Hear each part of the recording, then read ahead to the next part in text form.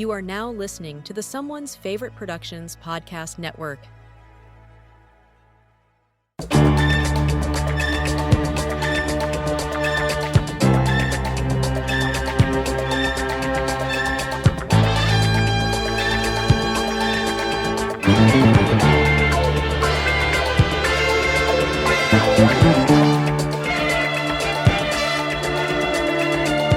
Welcome back to the official Deaf Crocodile podcast. My name is Ryan Verrill, and you're here for another very special commentary episode. This is going to be for the Deaf Crocodile number 3 release of Ilya Muromets. This is the Fantastische film from 1956 by Alexander Patushko, and our audio commentary here is by the one and only Steve Bissette. Hope you enjoy this, and we will see you on the next episode. Hello, and welcome to Alexander Patushko's Ilya Muromets from the year 1956. My name is Stephen R. Bissette. I'm a writer, cartoonist, artist. I was a teacher for 15 years at the Center for Cartoon Studies. I write about film and comics history, and this particular film and the work of this filmmaker, Alexander Patushko, are particular favorites of mine. And I hope you're going to enjoy this film as much as I do. This remarkable film melds all of Alexander Patushko's inventive, imaginative skill sets into what is still a truly heroic epic. I don't know how this is going to play for people now in the 21st century. I mean, I'm probably speaking to and sharing time with folks who have grown up watching CGI, computer-animated epics. This film was made at a time when anything that was going to be created as a work of fantasy had to be created from scratch, had to be fabricated in some way and put in front of a camera lens. There were no home computers. There were no computer graphics or computer effects. However, filmmakers like Patushko graced his fantasy films, such as the one we're watching, with what were astonishing for their time special effects and optical magic. Patushko made the most of the incredibly expansive sets, excellent costuming, fusing location shots with exquisite matte paintings, all to mount the most opulent widescreen spectacle possible. And the film you're watching was the very first color widescreen film produced by Lenin Mosfilm Studio and any studio in Soviet Russia at the time. You know, magic swords are absolutely omnipresent in heroic fantasy cinema, and here we're meeting the aging giant Bogatire Svyatogar, who is turning over his sword to a group of traveling pilgrims, instructing them to pass that sword on to a worthy warrior just before he and his steed literally give up the ghost. They melt into the landscape and turn into a mountain. This is just an astonishing way to open any fantasy film, much less in the mid-1950s. This is the kind of work that Patushko thrived upon. He was building on a formidable foundation of his own extensive filmography, which is detailed in the other bonus materials in this release, particularly the pioneering essay by the late great Alan Upchurch. Patushko was his native country's premier animator. He made the world's first animated live-action feature film, combination of animation and live-action, stop-motion animation. He was one of Russia's premier cinematic fantasists, but he was also building upon and working with elements associated with one of his peers and an immediate contemporary, the filmmaker Alexander Rau, who I'll be talking about, and I'll be referencing some of Alexander Rau's work as well. This opening sequence recalls the opening attack and torching of the village conducted by the raiders of one of Alexander Rau's films, Kashai the Immortal, which was made and released in 1944. During that raid, the home of the absent during the raid hero, Nikita, happens just after Nikita's bride-to-be, a woman named Maria, rebuffs a potential suitor. Maria and the other village maidens release doves carrying messages to their lovers, and cue the arrival of warlord Keshai's army of horned, helmeted raiders who maim, kill, rape, pillage, and burn. They carry away Maria, setting Nikita's quest in motion, just as here in this film we're seeing the raid spirit away Ilya's love, Vasilisa, who is played by Nanelle Mioshkova. She is kidnapped during this fiery raid. The thing is, though, Ilya isn't absent. I mean, there he stands in his home cabin, paralyzed, unable to fight. Thus we meet our hero, who seems completely ridiculous and impotent in this opening raid. There he is, helpless and whining about his inability to engage in battle.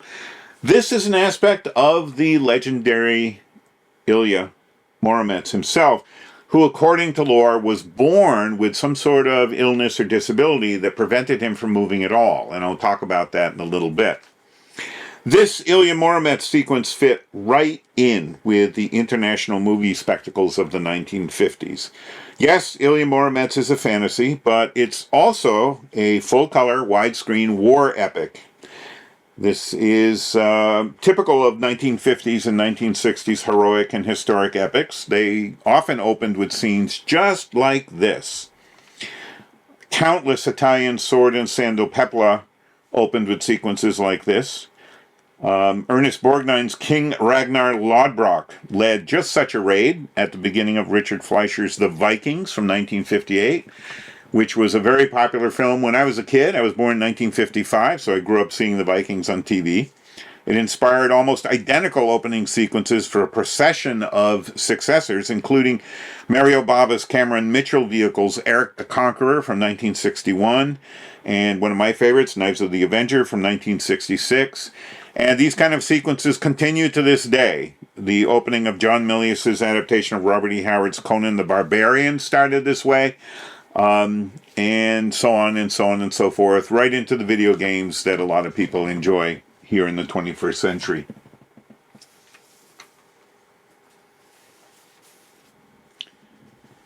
Alexander Rau had established the cinematic Russian fairy tale and the heroic fantasy template that this film is in part dependent upon, with films like Wish Upon a Pike in 1938, Vasilisa the Beautiful in 1939, which I'll be referring to a couple of times, The Humpback Horse in 1941, the live-action version of The Humpback Horse, not the 1947 Russian animated feature that I'll be referencing a little later in our conversation here.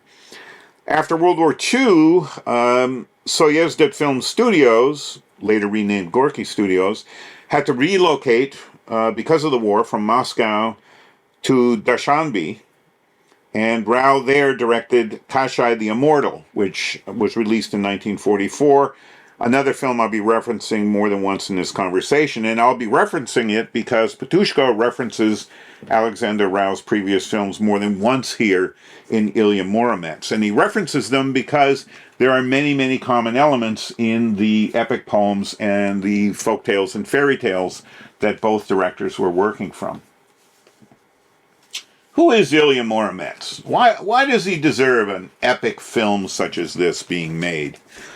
Here we're meeting him when he's, essentially paralyzed. This is a very unusual way to meet a hero. Although when you think about it, a lot of our 21st century superhero films begin this way as well, with heroes, particularly later in a series, being, paralyzed or unable to act or, in some sort of mortal depression. Ilya Muromets is a Russian-Ukrainian hero, also known as Ilya of Murom. Very prominent among the epic knights in the old Russian oral epic poems. These epic poems were a form of Russian epic folklore. It was an oral tradition, and films like this are based upon the print publications gathering those oral traditions, setting them down in type in the 18th and 19th centuries. Ilya Muromets was a true hero to his people and culture, still is. The embodiment of personal integrity, physical and spiritual strength, absolutely devoted to his homeland and people and using his abilities to protect them. Ilya Muromets is an epic hero. He's the only one of his kind who was actually canonized by the Russian Orthodox Church. And his stories have been immortalized in all media. There are monuments to Ilya. Literature, poetry, songs, symphonies, operas, paintings, films, this one prominent among them, animated cartoons, comics, and more. The Valiant Films Corporation press book that was designed for the American release of this film as The Sword and the Dragon was gigantic. It measured 14 inches by 22 inches, and it's full of bizarre little tidbits and pieces that could be slipped into newspapers to promote the film. I'm going to share a few of them with you during this commentary.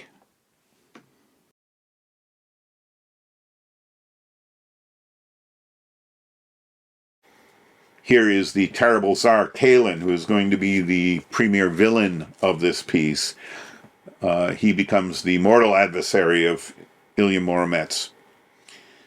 Now, elements of Ilya's adventures are blended with those of other epic knight lore.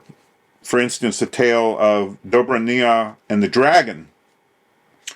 Those other epic poems were also borrowed from in some of the earlier Russian heroic fantasy films by Alexander Rau and the earlier work of Alexander Ptushko. The heroic accounts of Ilya Muromets were set in the time of the Kievan Rus.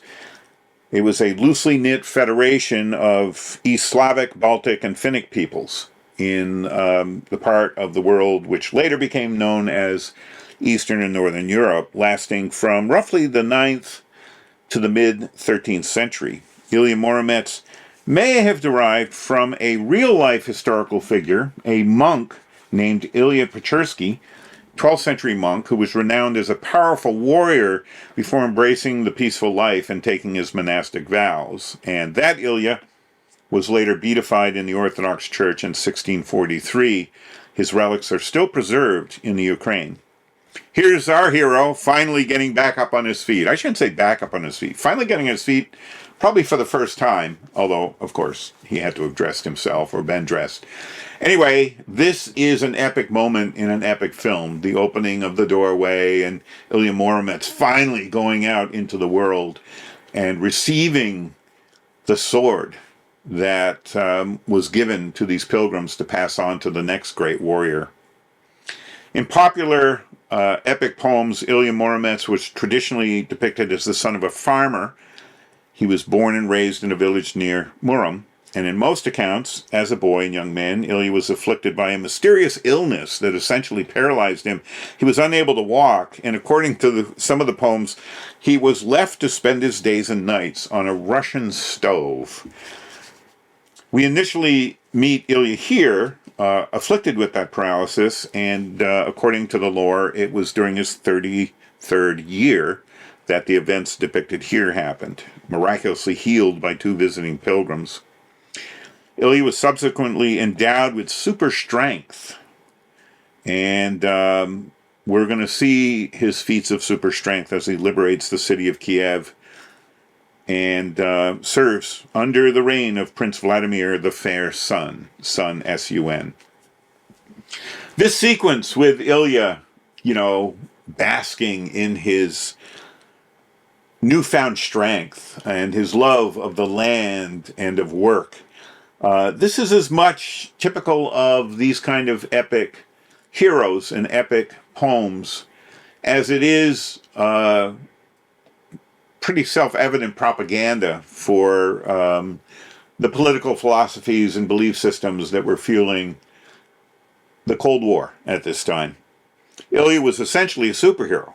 I mean, we've just seen him performing the kind of feats that classical heroes like Hercules and Machiste performed in mythology and in popular films of the day. As we shall see, there are many parallels between 21st century superhero films and these Russian heroic fantasy epics, including this kind of declarative dialogue where the characters are announcing their intentions, their feelings.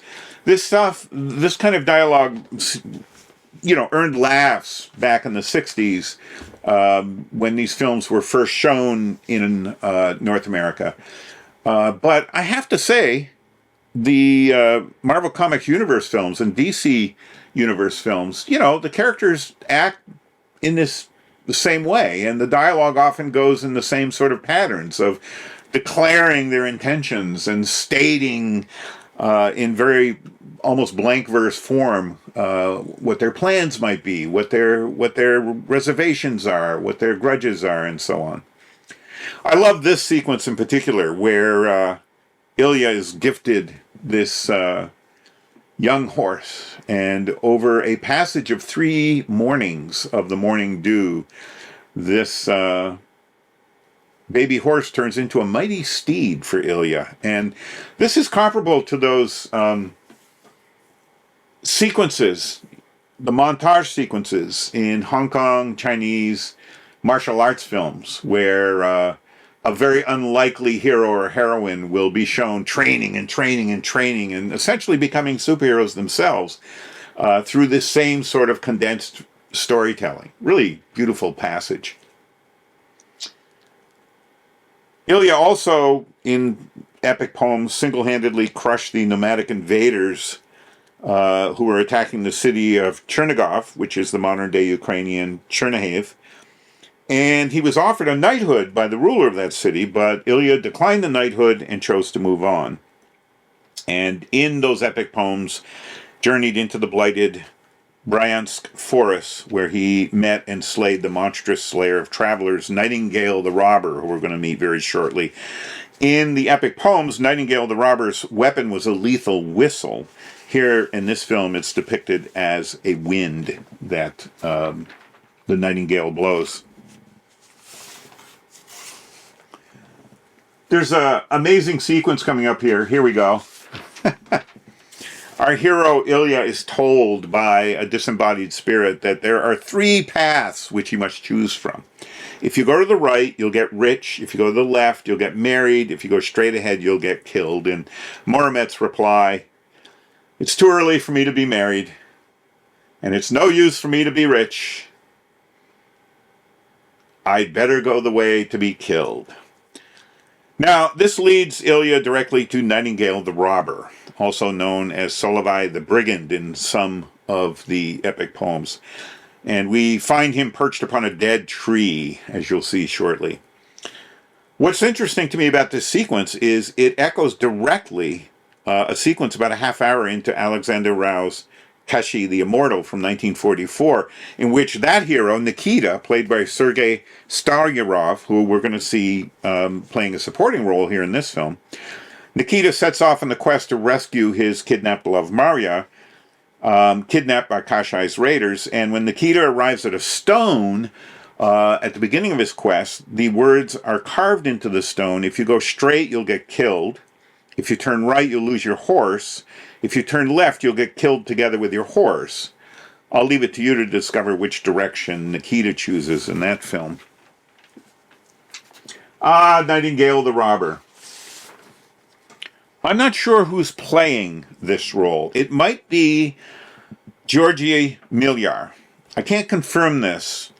Milyar became the definitive cinematic Baba Yaga in many Russian fairy tale films. He also played Kashai in the film I mentioned just a moment ago, Kashai the Immortal. He is a fantastic figure in this film. I love this moment where the wind almost blows Ilya's horse over, and Patushko replaces the horse briefly with a mechanical replica of the horse, fighting to keep its footing as the wind tears into him. And now Ilya has captured this owl who started Rivers of Tears. And he decides he's going to take the robber to Prince Vladimir. Now, in the epic poetry that this film is based on, Kiev's ruler, Prince Vladimir, made Ilya his chief bogatyr, Bogatyr, one of his knights.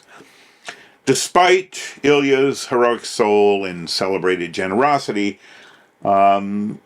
his super strength, his peasant upbringing and ways, I have to say that Ilya in those epic poems doesn't come across today as the most stable of knights.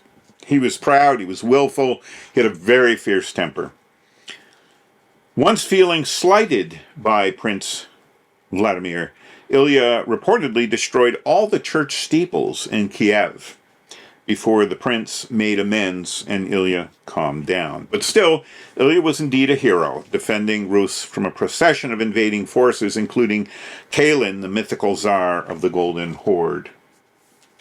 We're meeting here a character I really have great affection for in this film, Razumai, played by Mikhail Pugovnikin. He's a peasant who's being brought before the prince for punishment because he tore a mare's tail off while harvesting wood to make arrows to defend the homeland. And this is one of the many colorful supporting characters in this film that makes this film work. You know, a number of people complain that, unlike some of Patushko's other fairy tale films and heroic fantasies, Ilya in this film is too stoic a hero, or a bit too, lacking in dimension, if you will. But to my mind, from the time I was a kid when I first saw this to the present day, I find all these supporting players lending a lot of heart to the characters in the film. This is Vasilisa the Beautiful's star, Sergei Storyarov, playing a supporting character in this film. Sergei actually played the hero in most of the heroic fantasy and fairy tale films predating this one. He starred as the hero Nikita in Kashai the Immortal, and he's here, the handsome Alosha Popovich, one of the knights serving Prince Vladimir. It's his character who initially insults Ilya Muromets when Ilya arrives at the prince's court in a few moments. All of this is a lot of fun and adds considerable interest to the characters and to the narrative as it unfolds. That's Andrei Abrikosov as Prince Vladimir and Natalia Medvedeva as the Princess Apraxia. They are the voice of authority. They are royalty, the aristocracy in this film. And their opposition is represented by the Tsar Kalin, the Mongol leader of the Tugars, essentially a stand-in for a Genghis Khan, one of the leaders of the Golden Horde, if you will. That character is played by Shukar Burkhanov, and I'll talk a little bit about him when we get to his first major sequence. In all this, going back to the epic poems that this film is derived from, Ilya has become a very singular fusion of heroic figures. He's actually derived from a multitude of historically real and fictional heroes, but they're all from different eras. I mean, in this film, Ilya's heroic timeline makes no historical sense whatsoever. I mean, it's impossible that our hero here could have served Prince Vladimir of Kiev and conquered Batu Khan. The real Prince Vladimir of Kiev ruled from 980 to 1015 AD. The real Batu Khan, the source for the villain in this film, the Tsar Kalin, was the real founder of the Golden Horde, and he rampaged from 1205 to 1255 AD. Also in legends, Ilya is credited with defeating a monster to rescue Constantine the God-loving, who was the Tsar of Constantinople. But which Constantine might that have been? Historians tell us that of the Byzantine emperors who were named Constantine, only one of them, Constantine VIII, was a contemporary of Prince Vladimir. And that Constantine VIII, ruled from 962 to 1028 AD.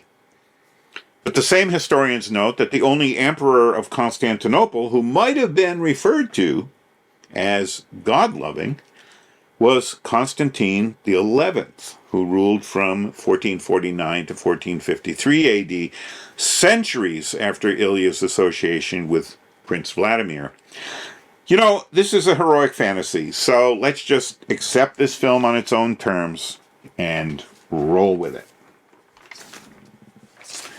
This is a wonderful sequence right here.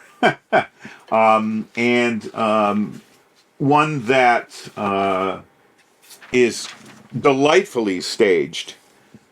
We're also going to meet a really grotesque character shortly, and I'll talk a bit about how that character links in with other aspects of contemporary film once we get to that character's appearance. We're now in Kiev, of course. And here's the Nightingale being encouraged to use his whistle. Here's another soundbite from the Valiant press book for The Sword and the Dragon. Assembling 11,000 horses is a problem. Because Europe, which has become so mechanized on its farms and in terms of general transportation in the past 15 years, the producers of The Sword and the Dragon had a difficult time assembling the 11,000 riding horses needed for the filming of the huge battle and migration scenes. Horses were recruited in 7 countries and assembled over a 4-month period for the epic battle scenes in the picture. As writer Jeff Kuykendall notes on his online write-up of this film, on his Midnight Only blog, the January 21st, 2017 post, quote, "To prove that his captive is really the robber of legend, Ilya allows Nightingale to blow his whistle. The city and palace are subjected to winds of such force that the citizens topple upstairs." Reverse photography. Banquet tables are cleared, and a basket with a hen and her eggs tumbles over, the eggs immediately hatching into chicks as they continue to tumble through the gale. This is Petrushko at his most delightful, demonstrating his animator's sensibilities. True enough, and thank you, Jeff, for that observation. Thanks to releases like this that we're watching now, we're finally able to see and connect the dots between the international language of fantasy cinema.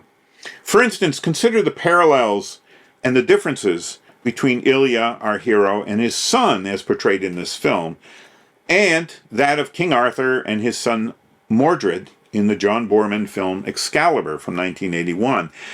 Just as Boorman had Arthur and Mordred face one another in a climactic mortal battle, here, Ilya and his estranged son, Sokol Nichak, also known as Little Falcon, played, once he's an adult, by the actor Alexander Shrovrin, they are fated to meet on the battlefield in the finale of this film. They also meet, as did Arthur and his estranged son Mordred, as enemies, because Little Falcon, raised as his mother is imprisoned by the Tsar Kalin, Kalin plots long-term treachery by adopting Ilya's son as his own, and he trains Little Falcon to be a fearsome Togar warrior, plotting all that while to set the son against the father. And so it shall come to pass, as you will see yourself. Now let's parse out the appropriate American retitling of this film, which was released stateside as The Sword and the Dragon, and I'll get into the details of that release shortly. This, by the way, is the other grotesque character that I mentioned a few moments ago.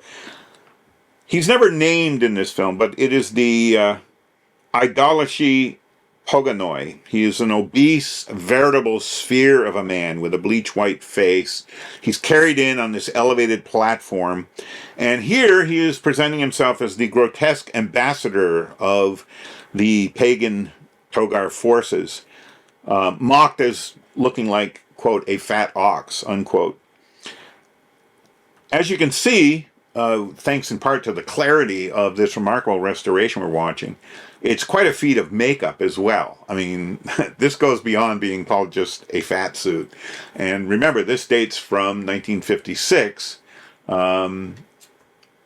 This character anticipates in a lot of ways the kind of gargoyle excess and xenophobic caricature that punctuated Zack Snyder's 2006 film adaptation of Frank Miller's graphic novel 300, which depicted many members of the Persian army as monsters, including an outsized, ridiculously bloated character who looks much like this one. In the film 300, it was an executioner with blades for hands, played by Leon Latarach. And in this film, it is the character about to be dispatched by Ilya, who is so offended that he takes him out.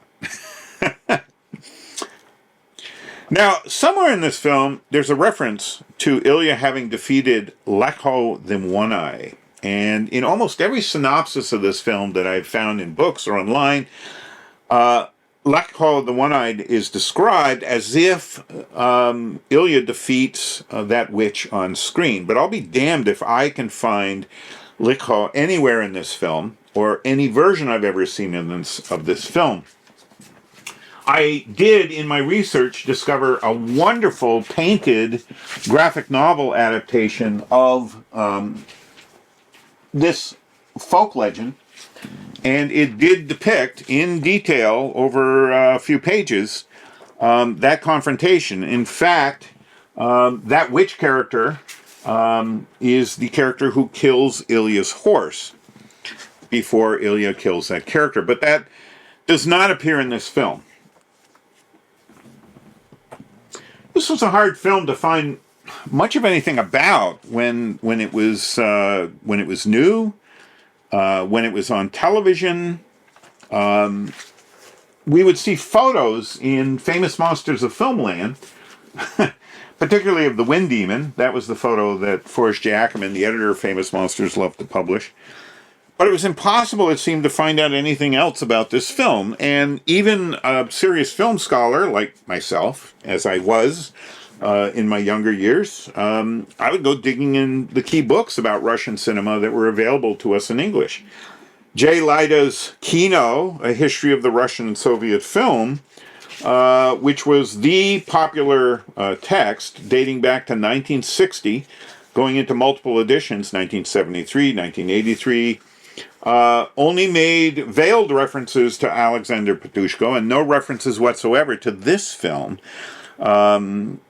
Specifically, Jay Leida refers to The New Gulliver, which was the innovative, pioneering animated feature that Petrushko made in the mid-1930s, and it predates Walt Disney's Snow White and the Seven Dwarfs. And as Alan Upchurch and Tim Lucas put forth in their pioneering Video Watchdog articles about the career of Alexander Petrushko, that would make The New Gulliver arguably the first sound animated feature, and I believe that's accurate. Later books on Soviet cinema were just as oblique about filmmakers like Alexander Petrushko. For instance, taking a look at the Illustrated History of the Soviet Cinema by Naya Zorkaya from 1989, again, there's only one reference to Petrushko in the entire film, referencing, quote, the marionette film A New Gulliver, directed by Alexander Petrushko, 1935, a modernization of Jonathan Swift's Gulliver's Travels, in which the classical traveler's role was given to young pioneer Petya, and Lilliput turned out to be a militarized state. That's it. These films were not taken seriously by any of the extant books on Russian cinema, and that's part of why I value these restorations so much. Okay, let's talk a little bit about who's playing Ilya in this film. The actor is Boris Andreev, and he was born in 1915, and he lived until April 25th, 1982. Before he passed away, Boris appeared in 51 films between 1939 and 1982. And he was celebrated as the People's Artist of the USSR in 1962. And here, Ilya is rescuing his lady love. We'll talk about this sequence as it eases into its delightful fantastic sequence. Boris was born to a family of workers. He completed the 7th grade, went on to work as a mechanic electrician in a combine factory. He then began to attend a local theatrical circle and began to enjoy acting. And during one of his performances, he was noticed by a very famous actor named Ivan Slonov. And Ivan suggested that Boris Andreev attend the Saratov Theater Technical School, which Boris did, and he graduated in 1937. He began appearing on stage. He was part of the Saratov Drama Theater's troupe, and during a theatrical tour in Moscow, a film director named Ivan Paryev offered him a leading role as Nazar Durma in The Tractor Drivers, a 1939 film. This was his big screen premiere, and it made him very popular right from the get-go. His next notable role was in a film called A Great Life. It was a 2-part feature. Part 1 came out in 1939, Part 2 in 1958. During the Second World War, he appeared in the legendary Russian film Two Soldiers, which came out in 1943, and was also beloved for playing the key role of Ilya Zurbin, another Ilya, in A Big Family from 1954. He did not characteristically appear in fantasy films such as this one, but here he is, giving it his all.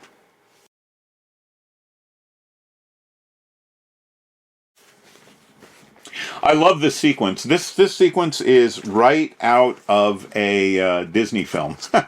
In fact, most 20th century viewers, and I imagine most of the 21st century viewers watching this now, would tend to link this sequence in which Vasilisa is weaving a magical tablecloth, would tend to associate this with Disney heroines like Snow White, Cinderella, Sleeping Beauty. These, real-life live-action animals and mechanized live-action animals seamlessly come together to create this universe where Vasilisa is beloved by all the wildlife that she shares the landscape with. Now, this tablecloth, fantastic as it seems, is going to save Ilya's life a little later in the film. All right, let's parse out the title, The Sword and the Dragon. I talked a little bit about magic swords being omnipresent in heroic fantasy cinema. Magic swords are traditional in almost all heroic fantasy films, from Excalibur of Arthurian lore to the title sword of the 1950 Yugoslav fantasy adventure film, The Magic Sword, which was based on the Serbian folktale, The Nine Peahens and the Golden Apples. All the way up to a film I saw when I was 7 years old, Burt I. Gordon's The Magic Sword from 1962, and so on up to the video gaming worlds of the 20th and 21st century. I'll spare you an unnecessary chronology of magic swords. Now, let's talk for a moment about the dragon, who we're not going to meet in this film until the very last act. The dragon in Ilya, the film that we saw here in America as The Sword and the Dragon, is one of two vivid realizations of a fantasy character from epic poetry known as Gorinich the Three-Headed Dragon. Gorinich already had appeared in one of the early premier fairy tale fantasy heroic epics, the 1939 Vasilisa the Beautiful, and when the dragon appeared in that film, like in this film, it was an amazing combination of miniature monster effects and full-scale live-action monster fabrications. Just as when the same character appears at the end of this film, that special effect echoed the full-scale live-action dragon Fafnir, created in Germany by UFA studio artists for Fritz Lang's Siegfried in 1924. Similar effects were later used by Italian special effects maestro Carlo Rambaldi to present Fafner on the big screen again, in color this time, in the Italian version of the same legend. Sigfrido from 1957, which played in some English language markets as the Dragon's Blood.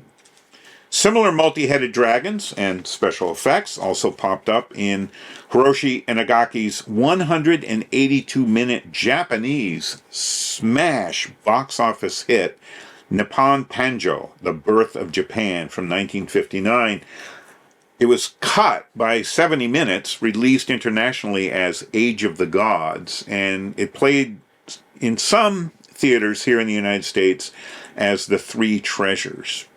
And that featured the multi-headed dragon Orochi, as created by Godzilla's special effects maestro Eiji Tsuburaya.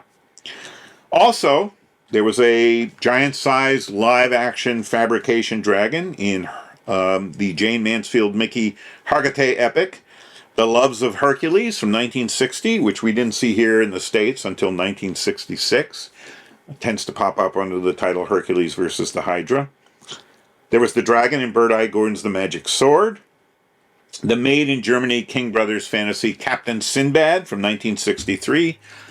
Best of all, favorite of mine, the stop-motion animated Hydra created by Ray Harryhausen for Jason and the Argonauts.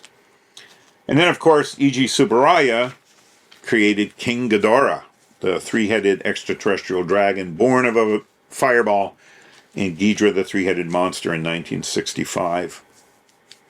Once the full expanse of classical Russian heroic fantasy cinema is experienced, and I'm hoping we'll be seeing more Blu-ray releases like this one, we'll find multiple connections between fantasy films that many of us grew up with, from American studios, from British studios, from Japan, and others far more familiar to us than these Russian Kino epics. There was a giant underwater spider in the silent Douglas Fairbanks classic The Thief of Baghdad, which came out in 1926. But in the Russian fantasy film Vasilisa the Beautiful from 1939, that film's hero, Ivan, is captured in the web of a giant spider that talks. That spider has a pulsating abdomen, and our hero's life hangs on whether or not he can accurately answer a series of riddles that speaking spider presents to him. The same year, Sabu, playing the title heroic Thief of Baghdad in the spectacular Alexander Korda color remake, very memorably fought the most terrifying of all cinematic giant spiders, one that didn't speak, mind you. And it's interesting to note, now that I've caught up on Russian fairy tale and heroic fantasy films, that The Thief of Baghdad from 1940 seemed to directly inform Alexander Rao's Kashai the Immortal from 1944. Alexander Rao has his hero Nikita gifted with a magical cap of darkness by a tiny character called Father Mushroom. And that cap makes its wearer invisible, as in countless fairy tales, heroic poems, and fantasy films. In a passage directly emulating the Korda Thief of Baghdad, Nikita travels to what sure looks to be a faux Persian city. And he uses the Cap of Darkness to free a character named Bulat the Joker, played by Alexander Shirshov, who's about to be beheaded by an executioner's giant blade. Bulat had stolen a magic carpet, which, after Nikita and Bulat are rescued from the executioner's blade, they leap onto that magic carpet and they soar over the city into the faraway mountainous abode of the immortal warlord Kashai, who had kidnapped Nikita's bride-to-be Maria. These associative links in narrative and in imagery with the Thief of Baghdad continue, but the fact that Kashai's immortal status is maintained by his having removed and secured his heart in a remote mountaintop fortress anticipates the very same fantasy trope popping up in the King Brothers' made in Germany Captain Sinbad in 1963, where the heart of an evil warlord named El Karim, played by Pedro Armendariz, is kept in a distant tower until Sinbad, played in that film by Guy Williams, who was Walt Disney's TV Zero, and the patriarch of the Robinson family in Irwin Allen's Lost in Space TV show. Sinbad and his sidekick Galgo destroy that heart, and thus El Karim, just as Bulat does the same for Nikita in Alexander Rao's Kashai the Immortal, and so on and so forth. Ilya is a warrior supreme with super strength, but first he must shed what writer Kakandal in his Midnight Only blog refers to as Ilya's, quote, paralytic ennui, unquote. And at this point, Ilya is about to suffer another form of mirroring paralysis. Having defied his prince, he must now be imprisoned. Here's another promotional item from the American Press Book. Drugstore tie-in. Have your local drugstore tie-in with a vitamin endorsement. The Dragon Killer owes his strength to Brand X. You might give a free vitamin tablet to everyone present the night of the judging.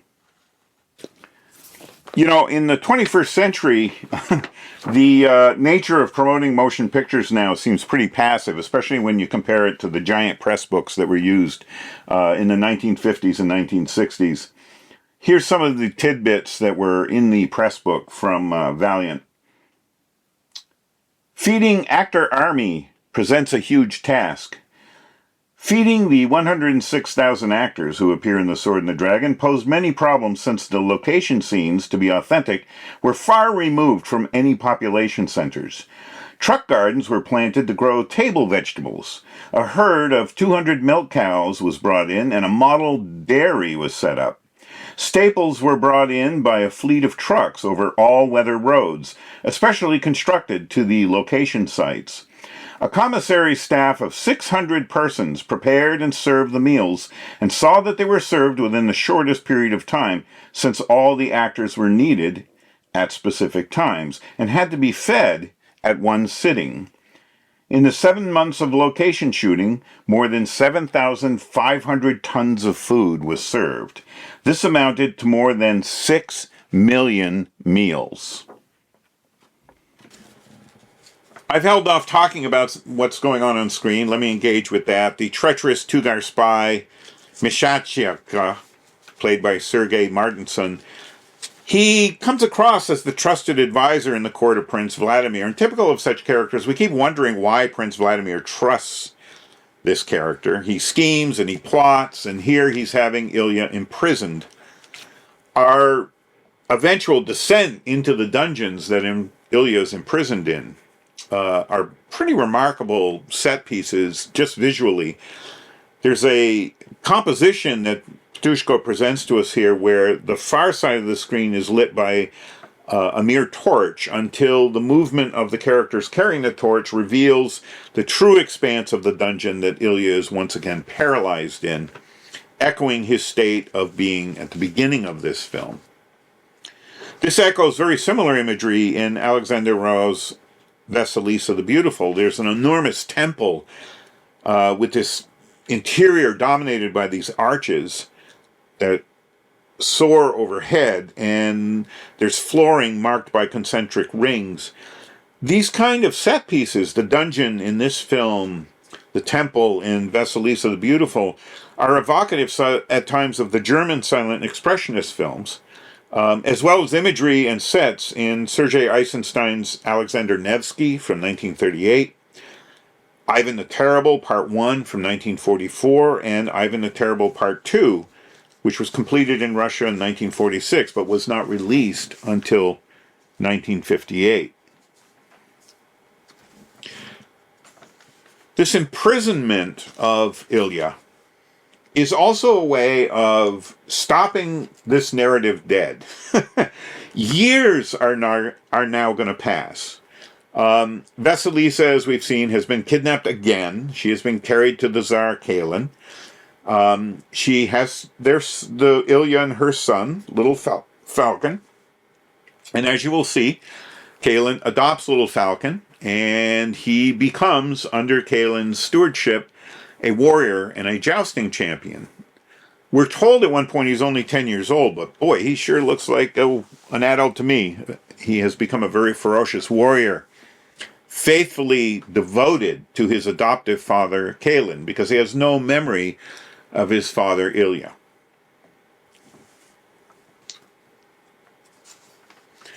Now I'm going to shift gears and share with you what led to this film being released in North America. Ilya Muromets played around the world. I've got Mexican lobby cards for this feature, where it was released by Aurora Films, and tagged on their lobby cards, Soviet Export Presenta. So this film really did get more play probably than any of the earlier heroic fantasy and fairy tale films that had been made by Petushko and by Alexander Rowe. I also want to point out at this point that part of the generosity of means and budget that filmmakers like Alexander Petushko and Alexander Rowe had meant that they could take more time making these films than any North American or British filmmaker would have been afforded. These sequences of, the passing of the seasons and so on, this wasn't stock footage, right? They would actually film this over the passing of time while they were working on the film. I was once told by my very good friend Jean-Marc Lefissier, when he and his partner Randy were working with Soviet filmmakers on the possibility of working on an animated feature film project.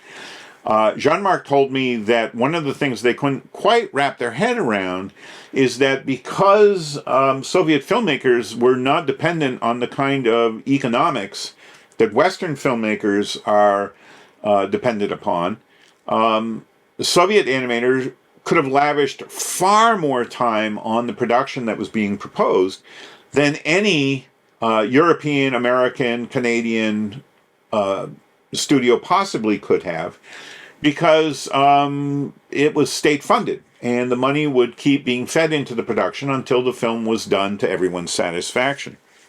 This is part of what makes these Soviet heroic fantasies such lavish, spectacular films. But these kind of films, even as they were being made, were not being released in the United States of America.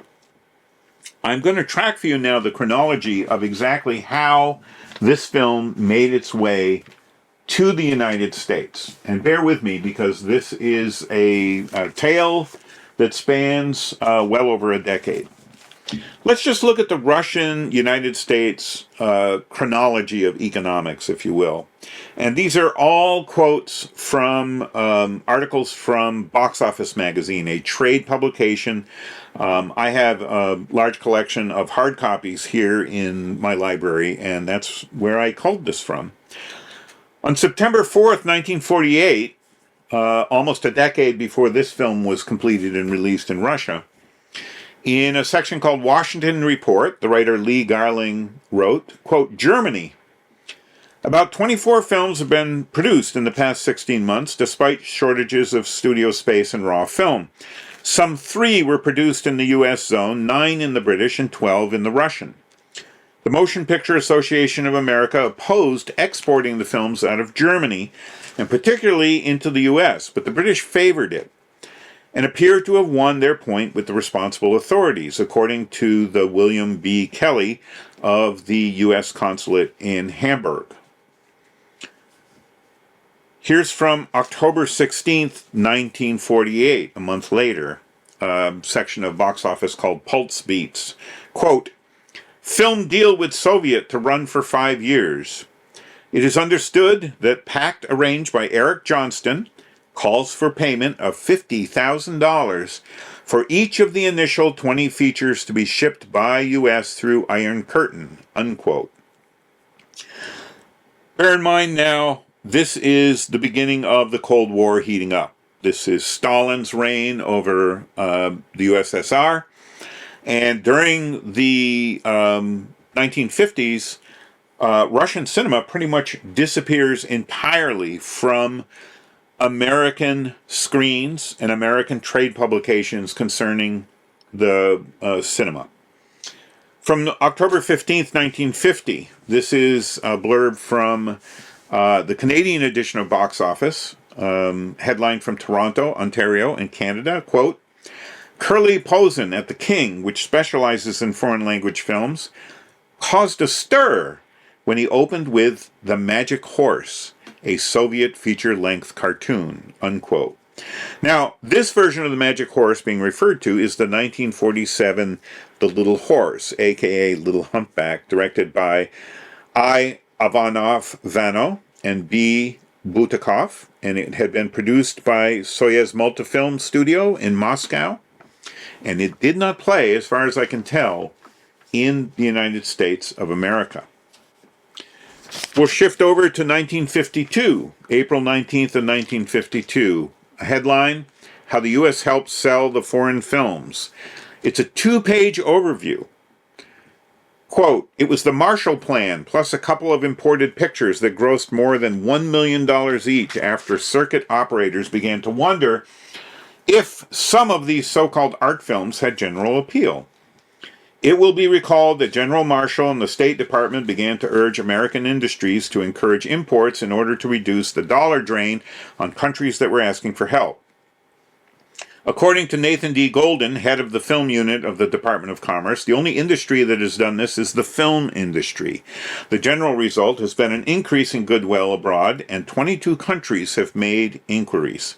These came from 250 foreign producers or their agents. During 1951, for the very first time, production code certificates were given to 63 foreign countries. These came equivalent to a year's output from a major company. 71 foreign films were distributed in this country during 1951. These were exclusive of a number of British films. By the way, Russia was not one of the countries named or involved in that report at any point in time. From May 12, 1956, around the time that this film we're watching opened in Russia, there was a 4-page full-color promotional spread in Box Office magazine promoting Paramount Pictures' feature film, made in Italy, a Carlo Ponti, Dino De Laurentiis production directed by King Vidor, from, quote, the greatest novel ever written, unquote, Leo Tolstoy's War and Peace. This is the film version that starred Audrey Hepburn, Henry Fonda, and other American stars. This film, War and Peace, the Italian-American production, is what seemed to open the floodgates. And suddenly, as of that same issue, we begin to get reports about the Soviet film industry. From the same issue, May 12, 1956, quote, world revenues to rise for U.S. filmmakers, optimism at Universal International's global conference. Quote, overseas trade will continue to expand as long as the free countries of the world prosper, the Universal International headman asserted. President Eisenhower, via telegram, hailed the industry and UI for day-by-day contributions to international goodwill, unquote. These remarkable panoramic shots of the Tsar's army marching. Some of these shots are done with optical tricks involving mirrors to make it look like there's even more horses and warriors on screen than actually were on screen. But I also want to share with you the fact that in Patrick Robertson's The New Guinness Book of Movie Records from 1993, it was quoted still among the Guinness Book of World Records that there were 100,000 soldiers who were on screen, extras playing soldiers in these armies. And supposedly over 11,000 horses were involved. These were truly record numbers, and something that was played up in the publicity for this film everywhere it played around the world, including the American release as The Sword and the Dragon. Let's return to that chronology of what brought the film to America. In the May 12, 1956 issue of Box Office, the same issue that had that huge spread on the feature film version of War and Peace, made in Italy by American and Italian investors, there was the Washington Report by Larston D. Farrer. Quote, U.S. film companies shipped 28,362,510 linear feet of film to foreign nations in January, with a total value of $1,019,292, the U.S. Department of Commerce has reported. The statistical report showed that the U.S. companies imported 327 positive feature prints of foreign films during January 1956, compared to 312 imported in the same month a year before, unquote. Missing from those citations, Russia, the Soviet Union. In the same issue, again, May 12, 1956, I found the first statement in print of any information I could find in Box Office magazine about Soviet cinema.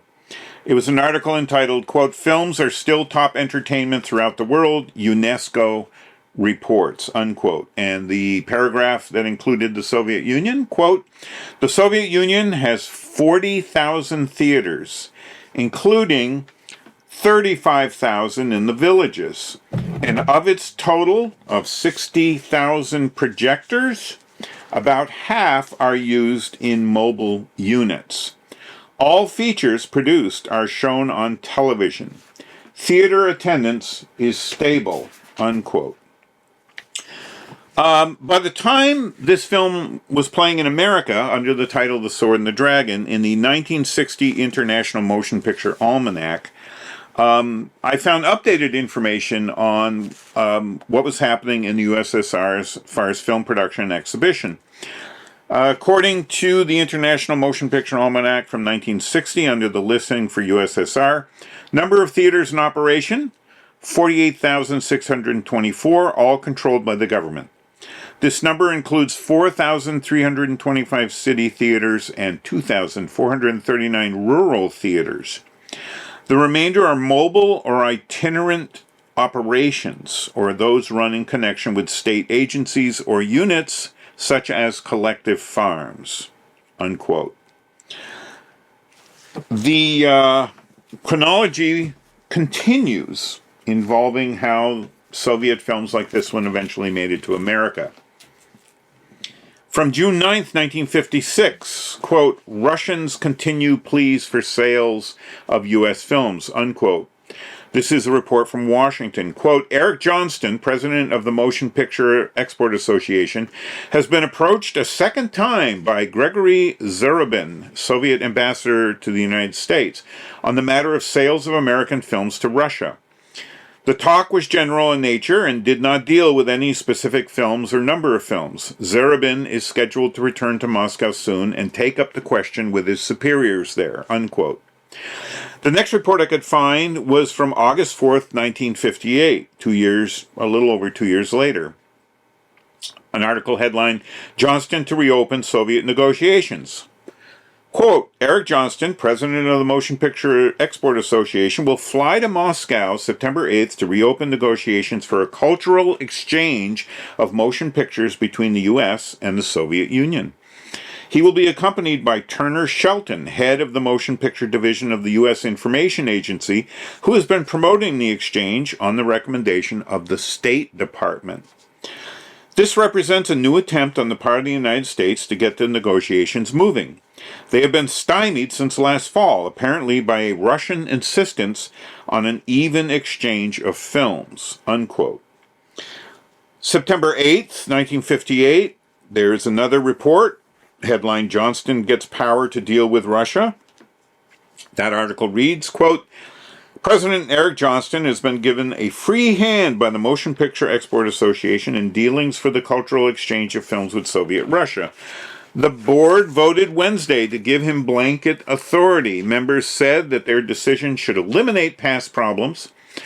It was apparent that Johnston can reach firm decisions on sale of films to Russia and with purchases of Russian films. Johnston has not set a definite date for his return.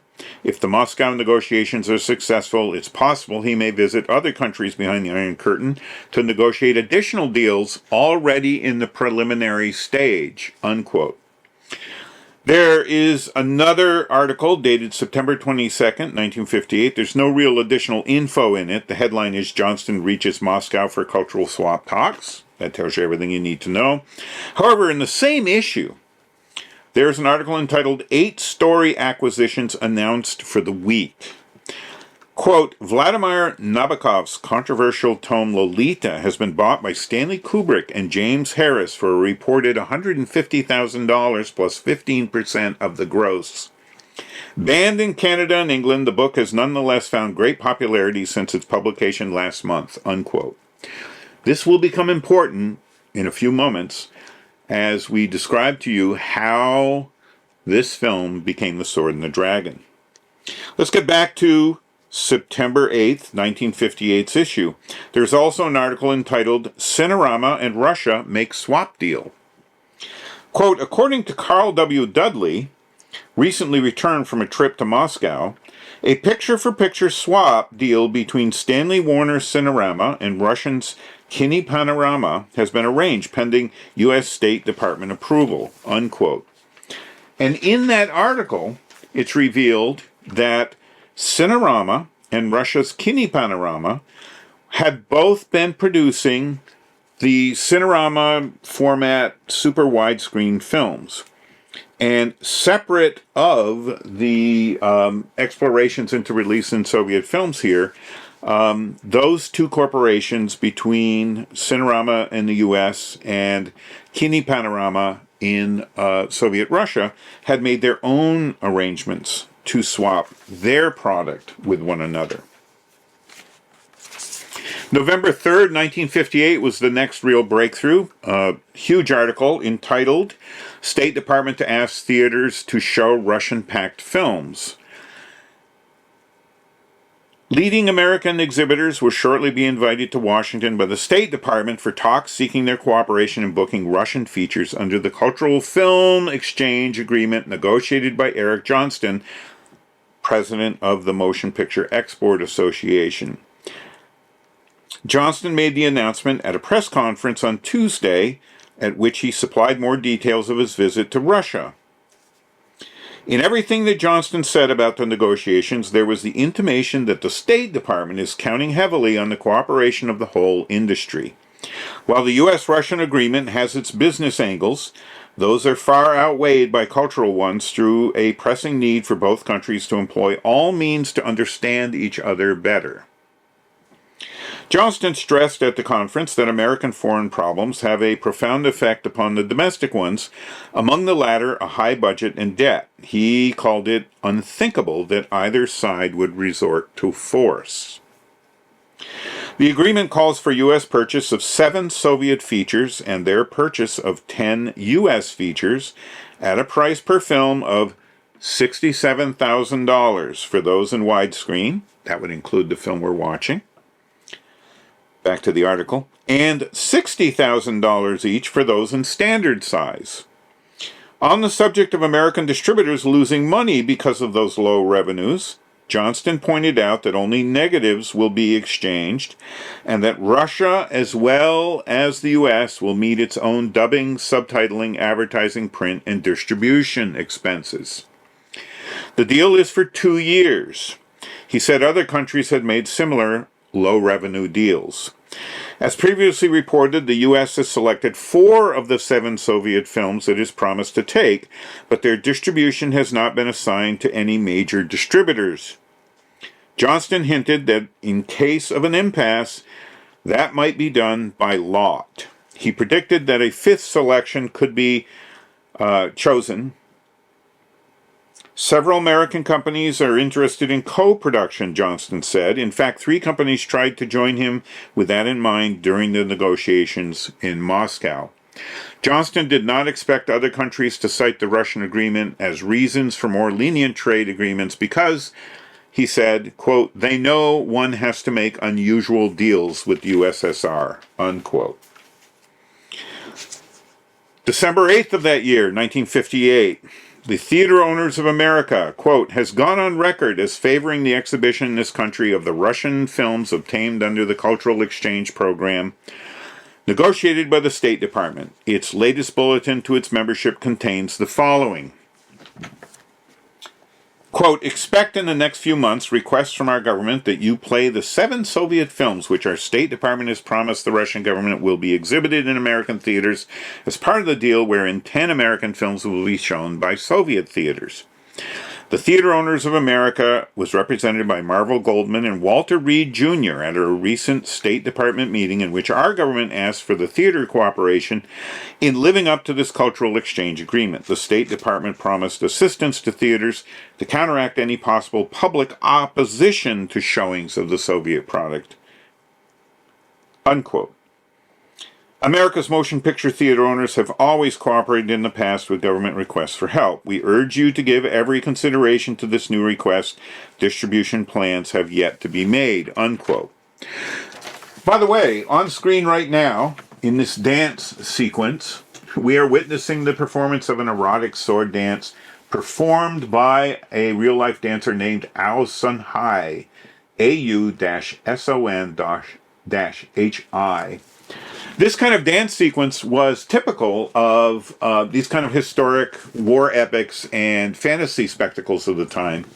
And this entire sequence in which Ilya has managed to thwart the Tsar before revealing his true heroic self is one of the really amusing passages in this film, including here, the Tsar killing the men that he has just been told have betrayed him, even though it's actually part of Ilya fooling them. Now, the first Russian feature film to be released in the United States of America under the arrangements that had been set up by the State Department was not the film we're watching now. It was actually the animated feature film The Snow Queen from 1957, directed by Lev Atamanov for Soyuz Multfilm. It was based on the 1844 story by Hans Christian Andersen. It had been released in Russia on November 1st, 1957, a little over a year after the film we're watching had played theaters in Russia. Snow Queen, however, proved much more popular. It was subsequently translated into English, German, French, Italian, Spanish, and Swedish. The only major studio to step in and participate with the project that had been set up by the State Department was Universal International. They acquired The Snow Queen. It was the first purchase of a Soviet film by any major American company, and they purchased it via MJP Enterprises, who sold the rights of the movie to Universal for a reported $30,000. That's half the amount that was quoted in the article I read to you a moment ago. The original Russian version of The Snow Queen premiered in North America on August 3rd, 1959, playing at the Vancouver International Film Festival. The Universal International dubbed version premiered at the San Francisco International Film Festival on November 20th, 1959, and by early 1960 it was playing throughout North America. That's when I saw it. I believe it was the second feature film I ever saw in a theater. My mother took me to it. I was 5 years old at the time, and thereafter, for a number of years, The Snow Queen became a traditional matinee staple over the holiday season. We can track the progress in Universal International bringing Snow Queen to America in the pages of Box Office Magazine. August 17th, 1959, it was announced that, quote, young Patty McCormick, unquote, she had played the bad seed, by the way, back to the article, quote, has been signed to be the voice of the young girl thief Angel in The Snow Queen, full-length animated feature in color made in Russia and now being adapted for distribution in the US and Canada by Universal International, unquote.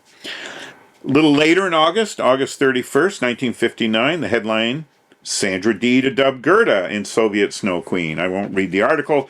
In short, Sandra Dee, who had become world famous for playing Gidget on the big screen, was announced providing the voice of the character Gerda in The Snow Queen. And then in October 12th of 1959, the headline read, quote, UI holds back release of The Snow Queen. And there was another article in that same issue of Box Office, quote, another Russian feature bought for US release, unquote. Here's those two articles. UI hold back release of The Snow Queen. Universal International has decided to hold back its planned Christmas release of The Snow Queen, feature-length Russian cartoon, which is being Americanized for U.S. audiences until Easter. Decision to change the date came on the heels of Columbia's announcement that it would release the full-length Mr. Magoo cartoon 1001 Arabian Nights during the holiday season, and a spokesman for UI said the feeling was that two such offerings would not be good business-wise for anyone concerned, unquote. I wanted to bring this article to your attention because online there's a lot of misinformation claiming that Universal International had released The Snow Queen as a Christmas holiday release. Everything I found indicated they held off until 1960 to release the film. And then under that, same issue, box office, October 12th, 1959, a second Russian feature-length motion picture has been acquired for release in the U.S. with the announcement that Sig Shor's Vitalife Films has the rights to a fantasy feature, The Sword and the Dragon. Planned for a Christmas release, the film is in color and widescreen. It is currently being dubbed in Hollywood by the Ryder Film Lab. That's R-Y-D-E-R, Film Lab. Shore and his Vitalife partner, Joseph Harris, acquired the film on an exchange deal with Sovexport Films and has an okay for the transaction with the State Department. Emphasized as a non-political film, it concerns a Russian fairy tale character similar to our Paul Bunyan, and was directed by Alexander Ptushko, who earlier won acclaim for his The Stone Flower, unquote. Then we begin to pick up articles in other trades concerning Ilya Muromets being turned into the Sword and the Dragon. This is from September 22nd, 1959. The Soviet spectacle film Ilya Muromets, acquired by Joseph Harris, president of Essex Universal, will be edited and dubbed into English. Harris is now negotiating for a distribution deal and plans to release the film at Christmas. Harris's producer son, James, and the latter's associate, director Stanley Kubrick, are supervising the editing and dubbing of the film. The picture, which has a running time of 100 minutes, deals with an early period of Russian history, when that country was overrun by the Mongols and the Tartars. As such, according to Harris, who acquired the U.S. and Canadian rights through the Vitalite Corporation, the film has an appeal similar to Hercules and other spectacles that will be released shortly. Ilya Muromets is one of a group of foreign films acquired by Harris, a formal official of Real Art, the company that controlled Universal's reissues. Harris now operates as a bankroller. He never distributes picks personally, but provides the financing and enters partnership arrangements with distributors, usually indies. For example, he's the owner of Tamango, the French-made film starring Dorothy Dandridge and Kurt Jurgens, which the Hal Roach Distributing Company is handling. Another Harris acquisition set for release shortly is Execution, dealing with the Nuremberg trials. This property was acquired from West German sources. Unquote. So that was September of 1959. We're now at the moment in the film, by the way, where father and son are reunited. You can see now perhaps why I wanted to bring to your attention, comparing this to John Boorman's film Excalibur. A very different outcome here, though, between father and son. Continuing the epic saga of this film becoming The Sword and the Dragon. From Variety, October 14th, 1959. Headline, Sig Shor handling Soviet sword film. Quote, another Soviet film has been acquired for U.S. distribution. This one a fantasy feature, The Sword and the Dragon. Sig Shor's Vitalite Films has rights on the pick and plans to release it at Christmas in one key engagement. Shore says the film is in widescreen in Agfa color, which will be printed on Eastman stock. He calls the color good. Shore is currently having the film dubbed here at Ryder Sound Lab. Musical score for the film was done in Russia and includes at least one tune Shore considers has possibilities as a pop single.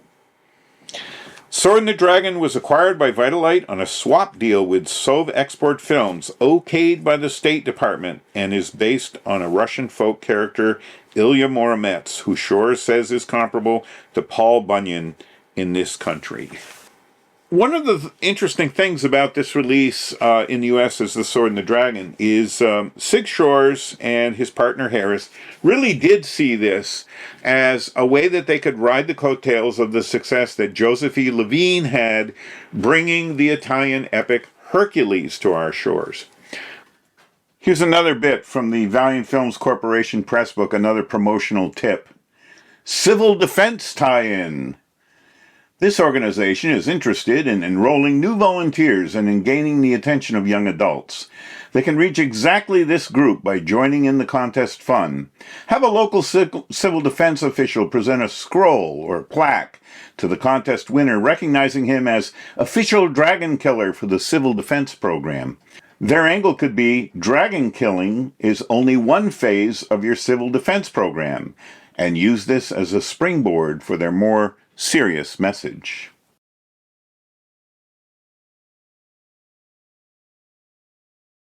From Variety, July 29th, 1959. Private Enterprise and USSR Films. Prediction that his company will release a big Soviet film long before the other Russian pictures hit the market came last week from Sig Shore, president of Vitalite and Famous Producers Releasing Corporation, importers and distributors, respectively. The Moscow film in question is Ilya Muromets, shot in color and widescreen with a large cast and unusual special effects. Shore and Joseph Harris, prez and chairman of the board of Vitalite, leave for Paris in a few days on their way to Moscow. Harris, who's the financier and has his finger in many pies, also heads up Art Theater of the Air Incorporated, in which he's partnered with Richard Davis of United Motion Picture Organization.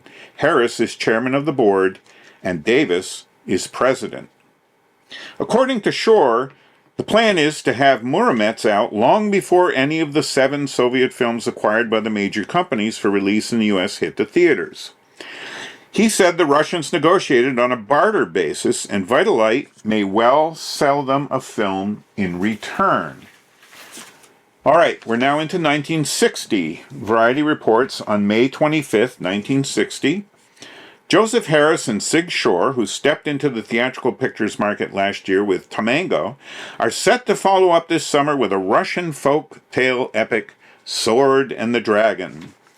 Pair, as Vitalite Films, purchased U.S., including territories, and British rights to the 1958 Soviet production, with Yank premiere tentative for June 30th in Chicago.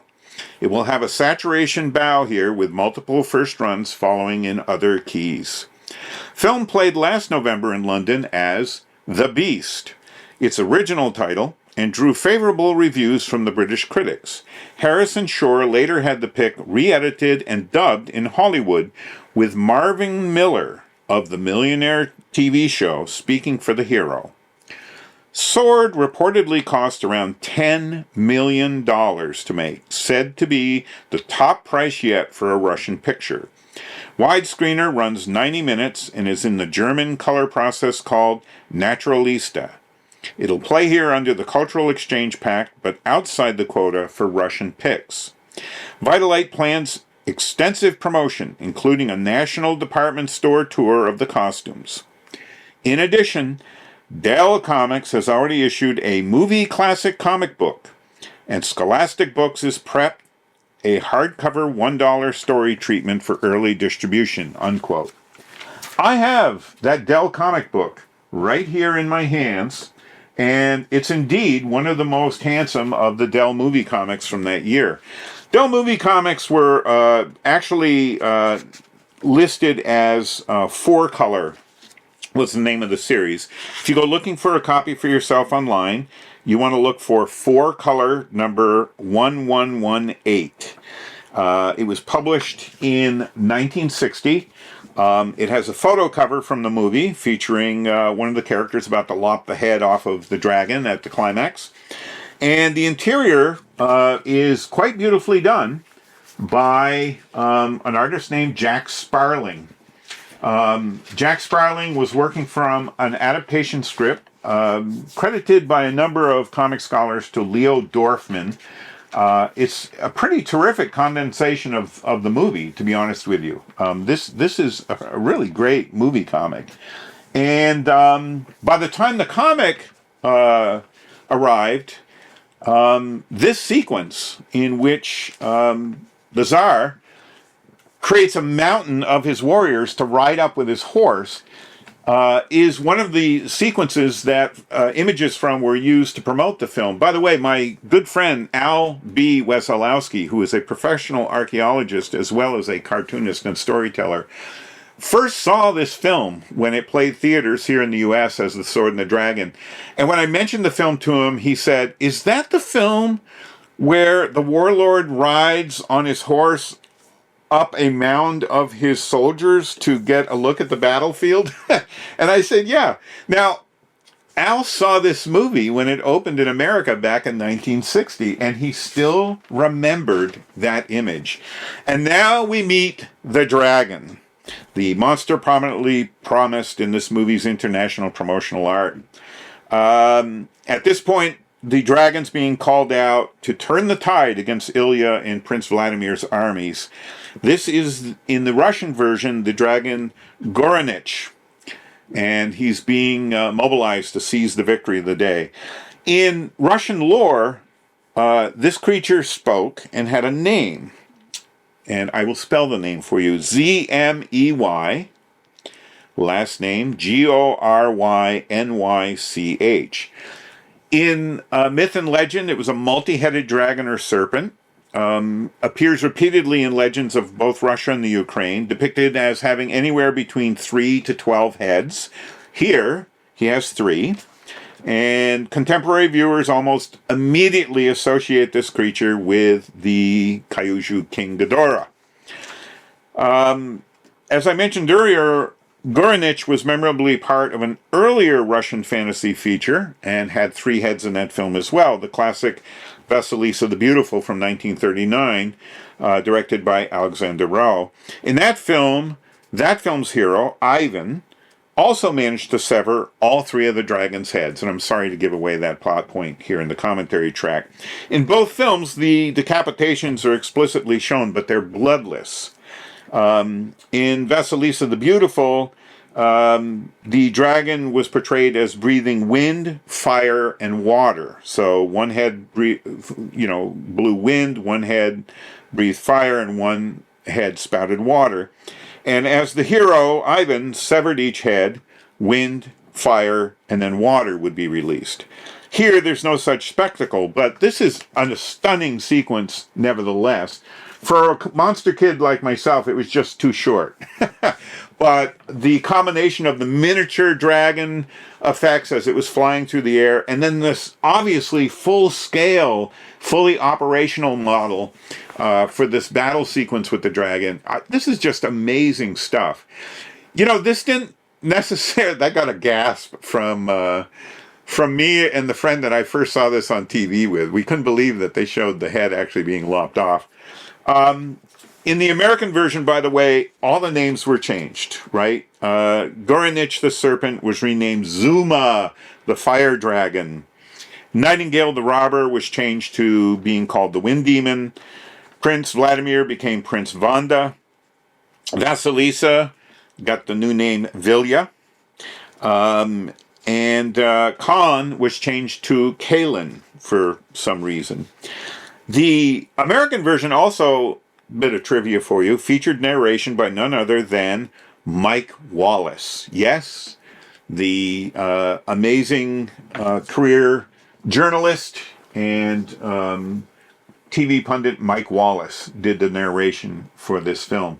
The voice of the Khan was dubbed by Paul Frees, actor and voice artist who dubbed almost every foreign film that made its way into America, and a voice super familiar to my generation for a number of reasons. Okay, back to the release of this film here as The Sword and the Dragon. Steve Reifel very generously gave me permission to quote his interview with Sig Shore. And I'll begin by quoting Steve Reifel's introduction. Quote, the son of Russian immigrants, 85-year-old Sigismund Shore was born and raised in Harlem. Like many of his generation, his college days, he was at Georgetown on a basketball scholarship, were interrupted by World War II. After a tour of duty in the Pacific as an Air Force navigator, Shore got a job in advertising, which eventually led to the world of television and then film. In the late 50s and 60s, Shore was a film importer by trade, buying Euro and Russian films for distribution in the U.S. at bottom dollar. He produced the English version of the fantasy classic The Sword and the Dragon, and also had a hand in selling American TV rights to films like War and Peace, The 400 Blows, Hiroshima Mon Amour, and The Angry Silence. I want to quote what Sig Shore has to say. This is from his interview with Steve Reifel. Quote, I had gone to work for David Selznick, selling his films in Russia and Europe, and to television here. He found out I was buying all these pictures and that I knew the foreign markets very well, so that's why he wanted me. Instead of going over there to buy, I was now going over there to sell. Well, the U.S. State Department started a cultural exchange program with Russia, and for every American picture the Russians bought at fixed prices, you had to buy 2 Russian films from them. Well, that was just pure bullshit. And anytime I said, no, I don't want 2 pictures, you keep them, they'd say, that's against the rules of the U.S. State Department. But the Russians were very corruptible. I bought the 2 pictures for myself, which Selznick got really pissed off about. One of them was The Sword and the Dragon, which was the first movie they ever made in widescreen, a big monstrous thing. The second one was the first picture that Tarkovsky directed. I release it here as My Name is Ivan, and in Russian it was The Childhood of Ivan, unquote. Well, we're up to the end of this amazing epic fantasy film. I hope the information that I've shared with you has been interesting and entertaining in and of itself. I couldn't possibly match what was appearing on the screen here. I have to thank a number of people for the help that they provided in my being here with you for this commentary track. Craig Rogers and Dennis Bartok at Deaf Crocodile, my good friend Tim Lucas, the late great Alan Upchurch, Chris Porjali, who provided access for me to all the variety material, Steve Reifel, Matthew Beebe, Al B. Wesolowski, Jeff Kuykendall, and the online Grand Comics database. It's been a real pleasure to watch this film with you. I hope you'll check out all the other Russian fantasy and fairy tale films, and I bid you farewell.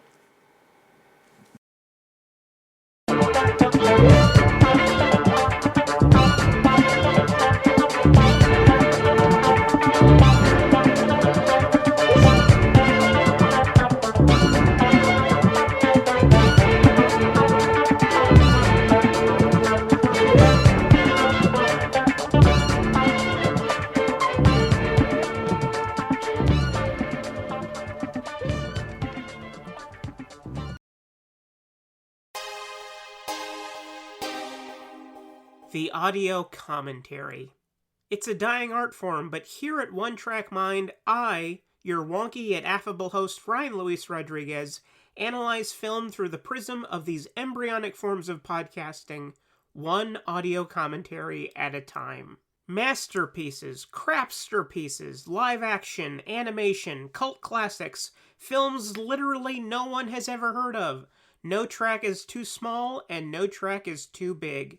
Join me and my guests from the entertainment world as we keep these features alive every other Tuesday.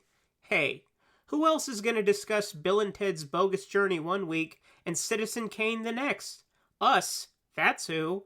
Sure, you have to put up with my voice, but there's a certain give and take in this industry. That's One Track Mind, part of the Someone's Favorite Productions family and available wherever you get your podcasts.